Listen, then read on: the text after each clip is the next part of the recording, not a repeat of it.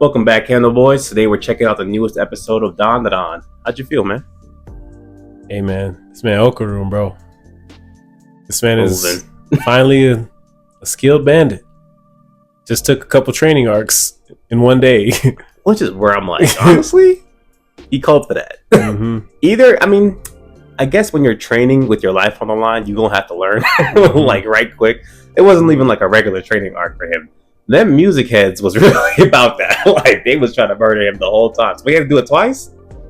All right. No, yeah. He was probably locked in the first time, but that second time definitely solidified everything. For sure. Now he's like, I really know what I'm doing. But I still got to give him props, though. He low-key went toe-to-toe with a spirit with high combat IQ that's been fighting for 1,000 years. That's hard. And he was whooping him. He made him bleed, too. Bro, I ain't gonna lie. I didn't think he had those moves on him right there, bro. And low-key, the cool thing about Okarun is, like, he's really only using, like, Turbo Granny's speed, if you really think about it. I mean, that's what she's based off of, man. True, but I feel like she had a little bit more, like, versatility to her kit when she was actually fighting them. Like, so I feel like there might even be more, like, to Turbo Granny's powers. But, like, right now, all he needs is the speed, bro. Like, he is a speed demon. We gonna see, man. I don't know if she's gonna tell him anymore, but...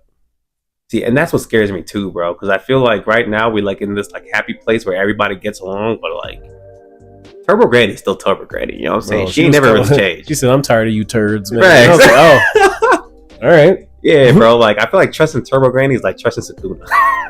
That's facts. Anytime Sukuna's she's just waiting for an opportunity to get out. You know what I'm saying? I'm like, it's gonna be bad. Like it's like what happened in freaking Shibuya. He was like, "Oh yeah, I'll help you this time. Just give me like your body whenever I ask, just for." What he said, like 10 minutes or something crazy, and in that 10 minutes, this man destroyed Shibuya. I mean, nothing compares to when they were about to run off and he like froze them for a second. Yeah, that was hard. He said, hey. 5. That's crazy. Mind you, it's his meteor, and he said, if you run early, I'll kill you before it lands. That's nuts. But that's how they were testing Turbo Granny in season 1, though. Like, oh, for sure. I just feel like because right now Evil Eye is like the focus of everything, but like Evil Eye's personality is a lot more manipulatable. You know what I'm saying? Like you can manipulate Evil Eye to do what you want a little bit. Like we saw it this episode. Yeah. Right. Turbo Granny is just on demon time, low key. She got manipulated too, though. Let's be real, because they brought her out of the. Where she was like stuck at for a little bit too, so they can get the balls back. So I'm like, it's possible. See, but the thing with Turbo Granny is you can manipulate her based off of her pride, but when she working against you, and I feel like being in this cat form where she really like helpless, like she don't got pride anymore. She's already lost that twice. You know what I'm saying? Like I feel like Turbo Granny's low key the one you gotta watch out for right now because she just knows too much. I feel like, you know what I mean? Like just knowing the spot she took them to train is just like. Yeah, how do you know? How do you know about it? Yeah, like this is crazy. You know what I'm saying? That's what scares me about her. Is like she gives me that Sukuna vibe, where Sukuna like legit just he's like, I've been doing this for thousands of years. You know what I'm saying? Like I could put you on right now, but I choose not to. I'd rather see you suffer, and that's what makes me scared about her is that she's being too nice to Okarun right now. You know what I'm saying? And I'm like, this gonna backfire in the worst way somehow, bro. It could. I don't know, man. Because right now. This man, Okarun, that training arc was bad effective, bro. The way they animated that, hard. He looked like turned into a nightmare. Yeah, he looked like what's the Nine Tails form of Naruto again? For sure. I know. I said that about a different episode. The fourth tail. Yeah, cooking. And that speed was the real deal. Like he actually whooped him, broke the house down, man. You know, if you notice, in like all the episodes we've been watching, it shows the house getting broken down like little by little throughout the episodes, and then it finally just collapsed completely. That was Okarun's fault, though. Yeah, that time it was 100%. You know. But yeah, after that, bro, this man hit him with the full on top no jutsu, man, looking like Naruto's great grandson. He had no other plan, and it worked. Yeah, he cooked. He was like, honestly, I'd fight you, but you're just way too weak. You're a pussy. I couldn't do it to myself. He said, whoa. I am strong. Facts. Weak. No. Strong. Weak. And he goes, yeah. You know he wasn't wrong, Loki. Yeah. He saw what just happened. But yeah, he definitely gaslit the hell out of him. So now he got to box this man Evil Eye every weekend, every Tuesday after school. And so I guess that's like cool in a sense because like we get to see kind of like Evil Eye kind of mellow out a little bit because really like they were right. He is like a kid, you know what I mean? And kids like to play around and have fun. Just his method of having fun is murdering all humans, mass murder. So hey, if he can be strong enough to do it, he's gonna be all right. The thing is though, is like Evil Eye also is like really meticulous. As a character, so that's what's kind of scaring me. I'm like, what's gonna happen, bro? Like one Tuesday you slacked off a little bit, and now he already has like a method to defeat you. You feel me? Because that's all he's thinking about. Okarun's still trying to, you know what I'm saying, talk to the Huz, study some science fiction, be a regular kid. For being real though, he's talking to the Huz too. Ooh, man, I'm butchering them. I'm just saying. Hell no, you want to go down that route? He is also talking to the females too. You're not wrong. But how he's talking to them is a little crazy. He's scared of the hoes. We can go back a little bit. For sure. The house is broken down. Yeah. So after the house got destroyed, everybody left, and I thought they were just gonna have to figure it out because they went to the spot, spent their last dollar in there. No idea why they did that. No idea. They even took Turbo Granny in. Yep. Yeah. The freaking anatomy doll was in there for some reason. Anyway, that was cool, whatever. And they get back and we see Mantis pull up with an alien. But before that, the alien's just standing there and they on sight knock him the fuck out. I was just like, what? Can you blame him though? He didn't ask no questions. Can you blame him? They've been dealing with a lot of stuff lately. Nah, for real. And then what made it funnier was the gag they did where every time the alien would say something, Mantis would be like, oh yeah, he's just really happy that he got hit by beautiful ladies like y'all. I know he was breaking the house down the whole time. He was, man. He was sick of them, man. They got these cool little particles. This part was crazy. They were like little squares. Yeah, it was like some nanotechnology where you could just mold it with your mind and it becomes whatever 3D you want. printing AI generated. Yeah, I printed house, bro. Crazy, bro. That was tough as hell. I ain't gonna lie. The house looked even better. Don't give me that now, man. It's gonna look crazy. I promise you. They're gonna be like, Sam, why did you buy all this land? Why do you have a golden tub? Golden tub. See, you the problem. I only said that because Trey's grandpa has a golden tub at his house in Tanner. So that's why real. I said that. That's real. But you know, that's funny as hell. But no, like I said, I be making bands off of that. I ain't even gonna lie. Oh, your house broke down? Bro, I'm gonna put a bunch of guest houses in the back and rent those ones out too. You know what I'm saying? Bro, I'm just buying land. They go like, how did you spend your whole portfolio on land? Where's the money to build it? We can build the money. I'm sorry. I ain't gonna lie. You thinking? I'm just saying. Thinking. Hey, call him for money advice.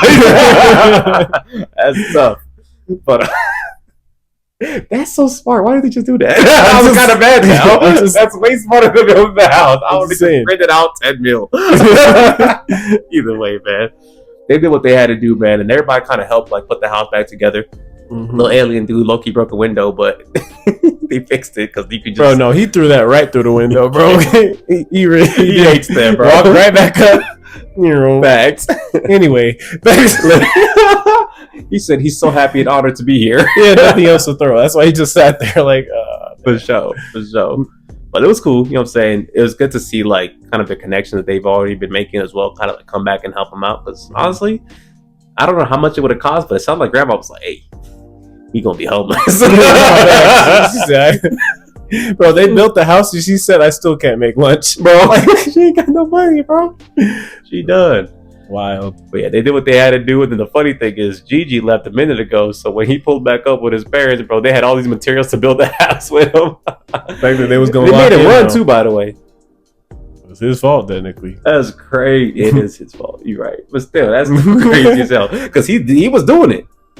This is a regular human boy out here running and catching up to a truck. That boy Gigi kind of like that. But yeah, by the time they get back over there, you know, the house already been built. And they were like, hey, can we come in? But Grandma was like, you could tell she was stressed. Yeah, she was past that. Yeah, she was like, I ain't getting up for 2 days after all this crap. Because she spent hella money on the freaking Exorcist. House got destroyed. Spent her last bread on a spa trip. She was like, nah. I've been through too much, and then stayed up the whole night before building the house up again.